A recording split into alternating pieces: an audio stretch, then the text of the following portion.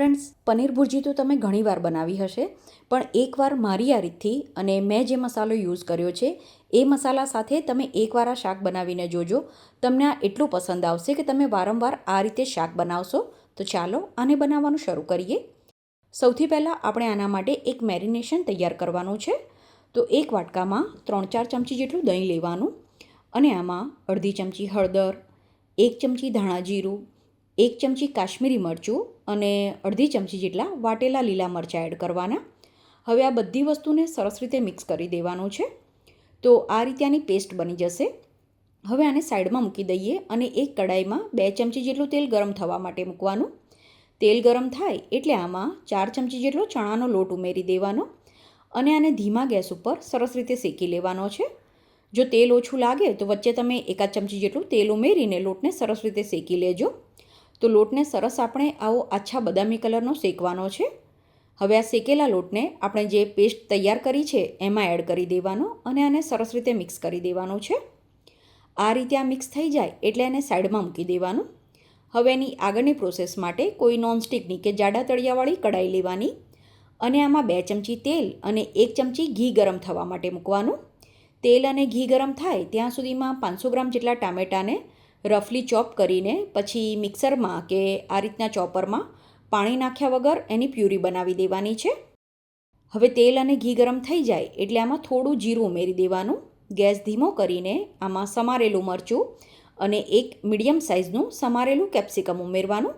તમે ડુંગળી ખાતા હોય તો આ ટાઈમે ડુંગળી પણ ઉમેરી શકો.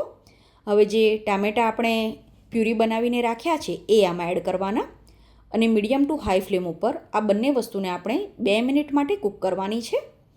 2 મિનિટ પછી તમે જોશો તો ટામેટાં આ રીતે થોડા સોફ્ટ થઈ ગયા હશે. તો જે પેસ્ટ આપણે બનાવીને રાખી છે એ આમાં એડ કરી દેવાની. હવે પેસ્ટને આપણે ટામેટાં અને કેપ્સિકમની સાથે સરસ રીતે મિક્સ કરી દેવાની છે અને આ પૂરેપૂરી પ્રોસેસમાં તમારે ગેસ મીડિયમ ટુ હાઈ રાખવાનો. આ ટાઈમે જ આપણે મીઠું ઉમેરી દેવાનું છે અને એને સરસ રીતે મિક્સ કરી દેવાનું. હવે જે પેસ્ટ ઉમેરી છે એમાં ચણાનો લોટ છે એટલે આને સરસ રીતે કૂક કરવાનું છે. તો જરૂર પ્રમાણે પાણી ઉમેરતા જવાનું અને ગ્રેવીને સરસ રીતે કૂક કરી લેવાની છે. જેમ જેમ આ ગ્રેવી કૂક થશે એમાંથી તમને તેલ અને ઘી અલગ થયેલું દેખાશે. તો ગ્રેવી કૂક થાય ત્યાં સુધીમાં આપણે થોડું પનીર છીણીને તૈયાર કરી લેવાનું છે. તો ગ્રેવી પણ સરસ રીતે કૂક થઈ ગઈ છે. આ રીતે તેલ ઉપર આવે એટલે જે પનીર છીણીને રાખ્યું છે એ આમાં એડ કરવાનું. સાથે જ થોડું પનીર હાથથી મસળીને એડ કરવાનું. તો આ શાકમાં જો તમે ઘરના બનાવેલા પનીરનો ઉપયોગ કરો તો એનો ટેસ્ટ ખૂબ જ સરસ લાગે છે. તો તમારી પાસે જો ટાઈમ હોય તો તમે ઘરનું બનાવેલું પનીર જ યુઝ કરજો. ફ્રેન્ડ્સ, તમને જો રેસીપી પસંદ આવી હોય તો રેસીપીને લાઇક જરૂરથી કરજો અને યુટ્યુબમાં જોતા હોય તો ચેનલને સબસ્ક્રાઈબ કરજો અને જો ફેસબુક કે ઇન્સ્ટાગ્રામ પર જુઓ છો તો પેજને ફોલો કરવાનું ના ભૂલતા. હવે પનીર એડ કરી દઈએ પછી છેલ્લે આમાં થોડો છોલે મસાલો એડ કરવાનો. હા, છોલે મસાલો આપણે છોલેમાં તો એડ કરતા જઈએ છીએ, પણ એકવાર તમે પનીર ભુરજીમાં એને એડ કરીને જોજો, એનો ટેસ્ટ ખૂબ જ સરસ લાગે છે. સાથે જ નોર્મલ જે આપણે રેગ્યુલર ગરમ મસાલો વાપરીએ છીએ એ પણ મેં 2 ચપટી જેટલો એડ કર્યો છે. હવે બધી વસ્તુને સરસ રીતે મિક્સ કરી દેવાની છે અને ગ્રેવી થીક લાગે તો થોડું પાણી જરૂર પ્રમાણે એડ કરવાનું અને આને કૂક કરી લેવાનું છે.